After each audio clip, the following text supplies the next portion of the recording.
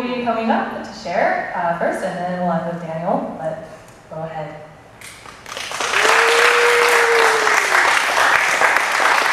Hi, I'm Jackie, and yeah, Rosalind asked me to share about my experiences as a Marine officer candidate. So yeah, I'm going to talk about like why and how I decided to pursue a career as a Marine Corp officer, and also the application process and preparation for going to officer candidate school.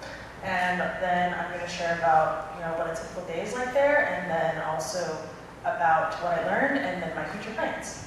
So I'm going to talk about this kind of all started when I was in college. So in college, I just went straight out of high school, and I just kind of did what my parents told me to do: study hard. Asian parents, get good grades and make a lot of money so you can be financially stable and support them when they get old. So that's kind of the mindset that I had when I was going to college. But when I was a freshman in college, I met my friend, and his name is Jerry, and I met him in my freshman orientation group. And Jerry, he was also Asian American, and he was from Boston area. But Jerry was like a very bad Asian. So he had very bad grades, probably like a 1 point something, I think, and he was on academic probation, and he skipped his finals, basically doing everything that you are not supposed to do in college. And one day he decided that he wanted to drop out of college and join the military. And so the branch of service that he wanted to join was the Marine Corps, and a lot of our friends were kind of questioning his decisions, and it's like, why are you dropping out of school to do this? It's kind of dumb. But me, as one of his best friends, I was always a supportive friend, and I wanted to be a loyal friend. So I supported him in his decisions, and this was our sophomore year. So in support of Jerry, I used to wake up with him at 0600 every morning. We'd go to the gym together. But at that time, I was very out of shape, and I never even went to the gym at all my whole entire first year and a half of college. And so when I first started going there with him to PT, I was just doing elliptical and very low impact cardio, nothing very intense at all. But anyways, fast forward a few months, and he finally ships out to boot camp, and he graduated boot camp after 13 weeks. And I went to his graduation, and this was at Marine Corp Recruit Depot, San Diego. So this is me and him at his graduation, which I drove 8 hours to see this guy. Then he went into the fleet, that's what they call it, after you graduate and then you go into the fleet. And I just went back to school. And so when I went back to school, I just kind of continued doing the same, take a lot of classes and worked a lot and try to do as many things as possible just to boost up my resume to look good on paper so I can get an internship like everybody else. But then I soon decided that it's kind of not really what I actually wanted to do. I was pretty disenchanted from all that, and so one day I decided, I don't know really how I decided, but I just started researching online about how to become a military officer. And I think Jerry probably had some influence in that, wanting to research this stuff. But I decided one day that I just wanted to pursue this career. And then I told my parents, and they were like, "No way! Why are you choosing Marines? This is the most dangerous branch. You go to the Air Force." Something like that. And I was like, "I don't know, Mom. I'm just gonna do it." And okay, bye. So I went to the spring career fair, and everybody there is dressed business professional, and I'm just there, and I'm going to see the selection officer, Captain Moran. And so I go to the booth, and I'm the only girl. There's a ton of dudes there, and I tell them I want to sign up for this, and they're like, "All right." So I started the application process, and this is my senior year. So this is I went to Cal Poly San Luis Obispo. So this is me in the Santa Barbara platoon. As you can see, it's a bunch of dudes. So this is me right there. That's one of my best friends, that's Kaylin. And me and Kaylin and my other friend, Sari, we just were like the only girl. Actually, for a long time, I was the only girl in the program. Then they joined. And then I was so happy because I was getting like really discouraged because, you know, I have to wake up at 5:30 3 days a week to train with them, and I can't do a single pull-up, and I can't run. Like, I'm falling out of every run, and they are like way faster than me. But then finally the girls joined, and I was like, oh, finally there's girls I can like do this with. So basically, I had a lot of fun training with them. And then I finally found out that I got selected because you have to fill out an application, which includes like having a high GPA, and then also you need a high physical fitness test score, so you need a first class like test in order to be even considered. And you need 5 letters of recommendation, and you have to pass a background check, and a lot of paperwork and fingerprinting, and it's like very government bureaucratic, a lot of stuff to do. Anyway, so I got selected about a month before I shipped out to Quantico, and yeah, I like spent a whole year preparing for this. So this is also me on a hike with the platoon, Cal Poly platoon, and Santa Barbara platoon. And I'm going to share a video about what it's like when you're at OCS. And this is what I went through exactly, except imagine it's girls, and the sergeant instructors are way nastier. If the female ones are nastier than the guys, so. Do I just, oh, thanks.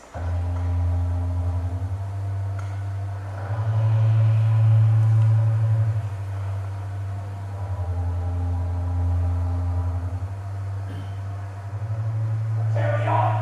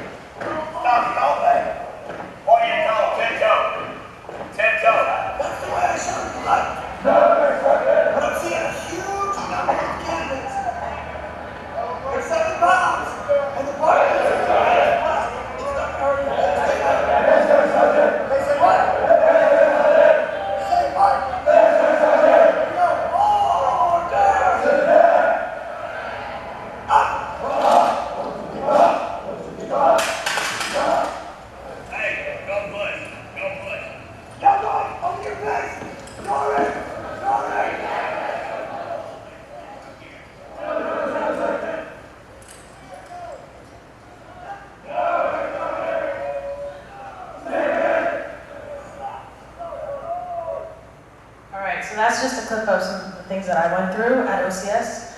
I was that one that did the push-ups because I dropped my rifle on the floor. So yeah, when I got there, it's just completely like mind, oh my gosh, like what did I just get myself into? Like why did I sign up for this? You get all these negative thoughts in your mind, like this is insane. Why am I being yelled at for no reason? It's just kind of crazy. Like you're just kind of scatterbrained the whole time. You're just doing things nonstop from 0400 in the morning all the way until 2300 at night, and then you still have to do more things in the middle of the night, like fire watch, which is really boring, and do laundry, and yeah, it's just like, it's nonstop activity all day long, and you only get about 4 to 5 hours of sleep per night, so you can imagine like how stressful this environment is. And yeah, so basically, I had a shoulder injury that I had before going into this, and I kind of knew going into it that I would have a chance of hurting that shoulder again, and that's what happened, is that I was on an obstacle course trying to flip over this, the high horizontal bars, that's what they call it, and I heard my shoulder pop, and then I knew right then that was like, this is not going to be good for me for the rest of this time. So what happens when you get injured is you get to go to the medical place, and they kind of just, they don't really do anything, they just say, okay, ice it and stretch it, and then they put you back into training again. So that's what I did. Then I got put back into training again, and then I injured it again on the combat course, which is, I'll show you another video of that later. So anyways, this whole time when I was there, I was just feeling really discouraged, and I remember like praying in my rack is your bed one night, like, dear God, why did I sign up for this? How am I gonna get through this? And this is like not going well. So that's Platoon Sergeant, Gunnery Sergeant Moffett. So she was my platoon sergeant, but now she's a PTI, I guess, because this is a pretty recent photo. So PTIs, they're the physical training instructors. So they're doing rifle PT in this picture. And here's another example of female platoon doing pull-ups, because Marines do pull-ups and not push-ups. And anyways, so I got injured, and there was no way I could continue training. Oh, this is another picture of it's running in formation. So like the sergeant instructors are in the front, and then the platoon first, second, and third squad. And then they have one of the sergeant instructors counting everybody in the platoon, because you have to be aware like how many people there are at all times. So I'll show you the video of the combat course, which is the infamous thing that every Marine officer candidate has to go through, and it's kind of like notorious. So I went through this, and yeah, I would say this was like one of the hardest things I've ever done in my life. So yeah.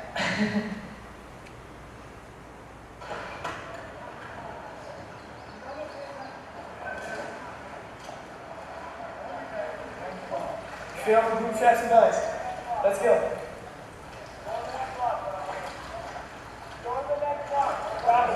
Let's go.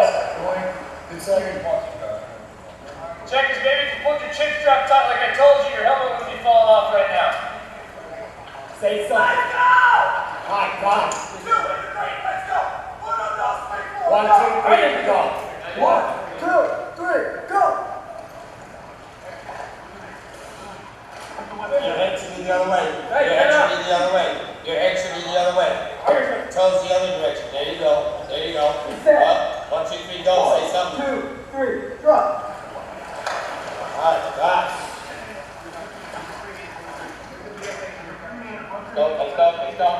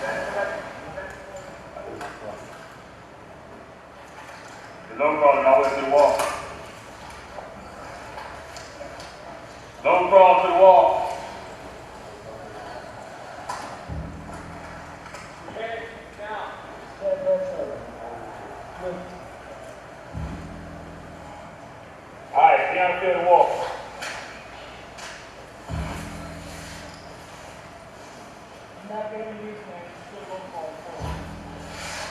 Get done that. Hey, Drew, this one weapon.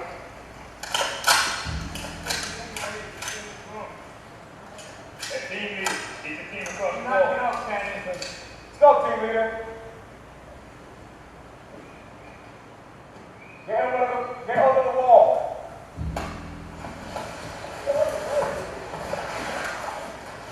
Stay in the wall right here.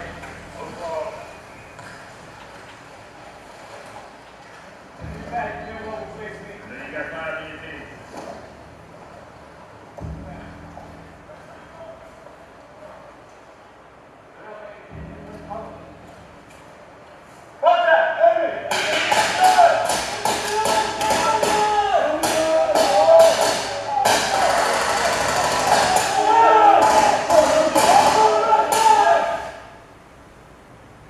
So that's a clip of the combat course.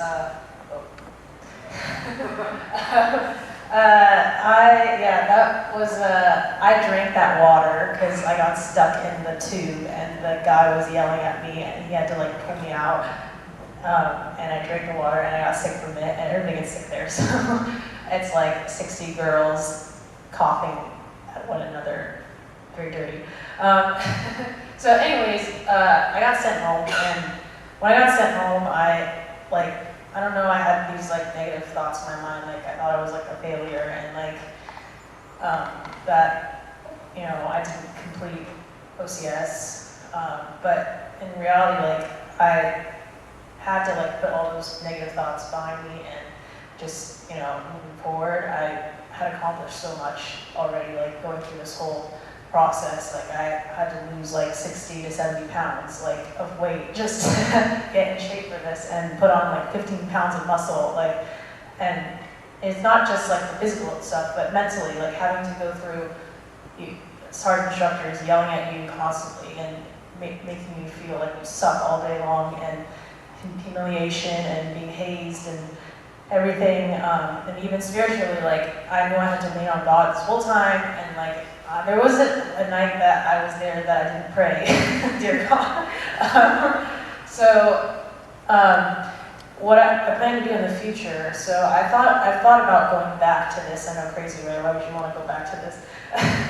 But right now my shoulder's still like pretty messed up, and I've been rehabbing it for about like a year and a half now. Just going to PT, physical therapy, and see the chiropractor and everything, and I still have problems with it. And I've seen like 3 surgeons, and 2 of the surgeons have advised, well, one of them said to get surgery. Actually, 2 of them. I saw 4 total. 2 of them say to get surgery, and then 2 of them say don't get surgery. So I haven't gotten surgery yet, and because it's an injury that, it's a torn labrum, so it's an injury that you can live with. And it doesn't really affect my like daily activity or daily life anymore, but it affects my ability to be able to lift heavy things, like especially overhead, and you know, doing like CrossFit moves like kipping pull-ups or like wall handstand, stuff like that. So even though my shoulder is not really looking great right now, I'm thinking that I still want to use all of the things that I've learned like through this experience and even through my civilian job right now. I'm still interested because I feel that God's still calling me to serve my country, and so I kind of want to maybe pursue a career in law enforcement or working maybe for the Department of Defense, something like that, doing data analysis, which is what I currently do at my civilian job. So maybe that's hopefully a career path in the future for me. So thanks for listening to my, listening to me share about being a Marine Corps officer candidate.